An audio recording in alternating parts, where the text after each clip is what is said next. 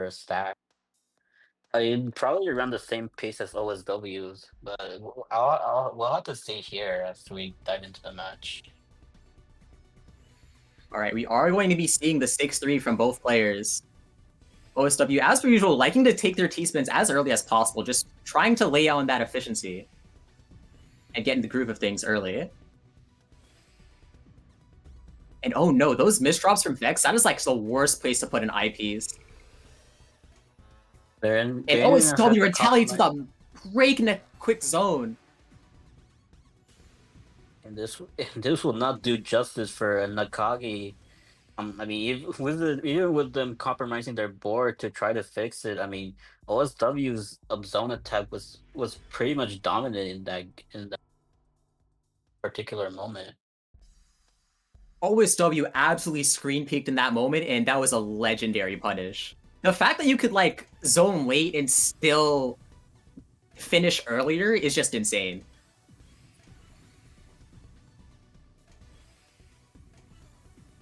We are actually going to see the 2-7 stack from Nakagi this time.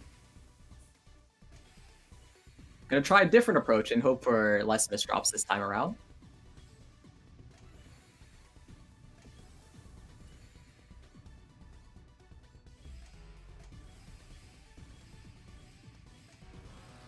OSW is gonna cut down their whole 6-3.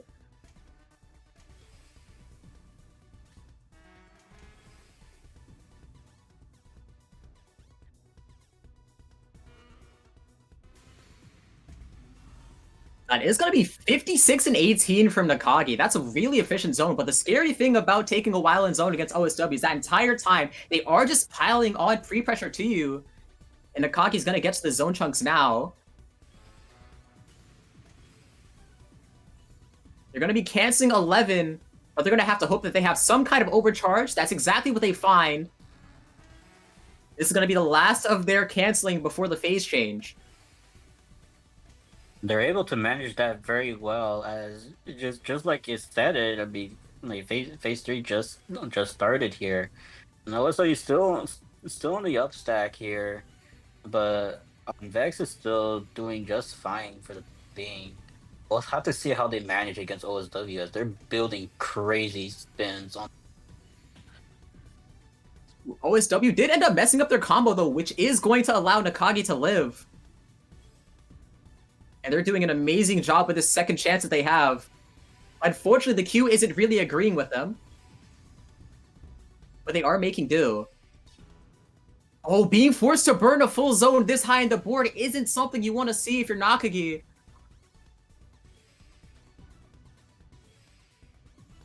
They did have a skim down with the T-spin, but unfortunately that mishold is going to compromise their board state, and that's just going to be death. Yeah, and even they did find the downstack. I mean, they weren't able to find that quarter zone to stay alive. I mean, OSW already had that pressure going, and that just severely punished Vex so much.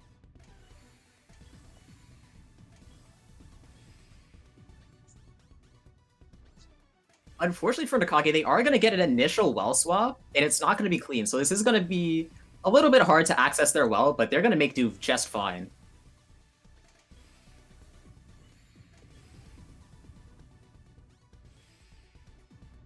And OSW with a beautiful count to 4 to maintain their height dependency.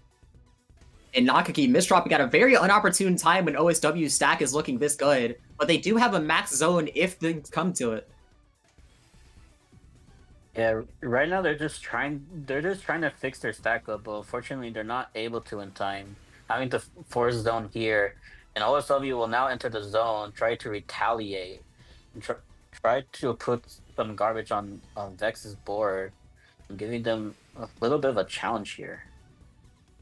As scary as this is for Nakagi, this is still pretty good for them. Because they had a decent amount of overcharge, they were able to get a lot of zone afterwards due to how much overstack that they had, and this guarantees that OSW is not going to have a good zone into transition. Yeah, that puts Vex in a good position to try and contend with OSW. I mean, even though I was gonna say that OSW was at the bottom, but OSW have some mishaps here. They're gonna have to clean it up. And unfortunately for them, they weren't able to find a combo that's too large, so they're only going to be sending 29. Which, if it wasn't for these misdrops, would be an amazing opportunity for Nakagi to come back. But they're still going to get a decently high zone clear, canceling about 25. But with no overcharge, it's going to be tough. Yeah, and now OSW is in a is back at the prime spot right now as OSW takes down Vex as Vex just couldn't deal with the oncoming pressure. Plus the garbage.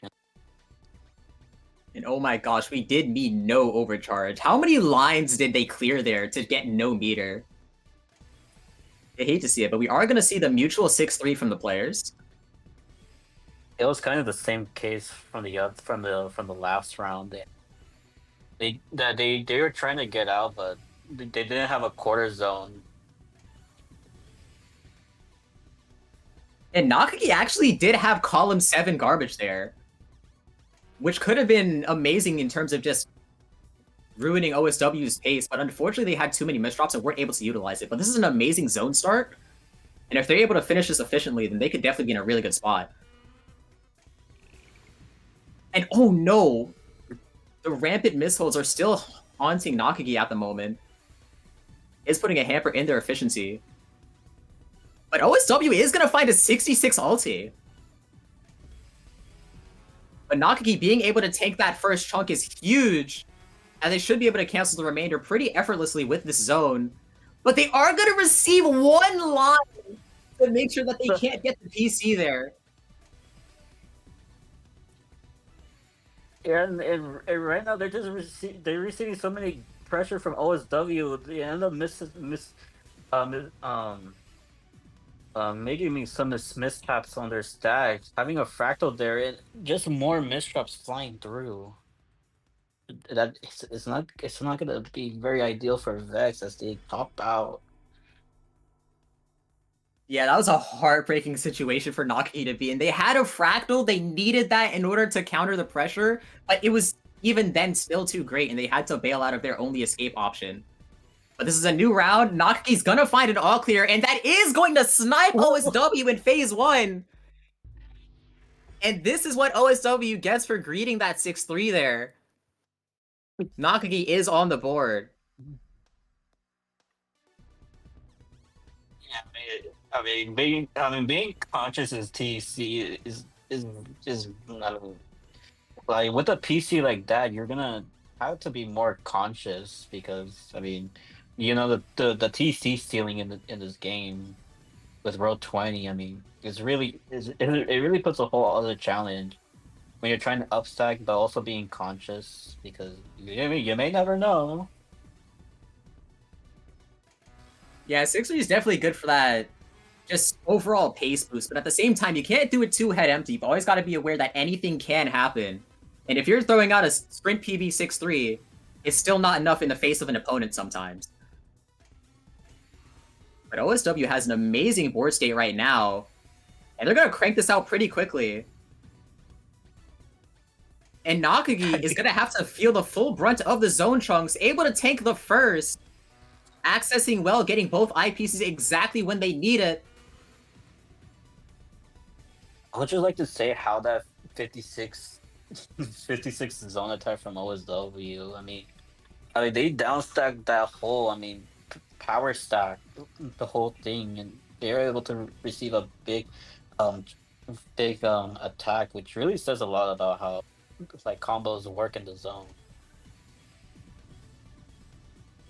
The combos are absolutely cracked. Speaking of which, look at Nakagi's board state right now. They're just efficiently fighting these T-spins, even weaving in that single in there to keep their height dependency. Donation after donation. And OSW is on that counter 4 and down stack.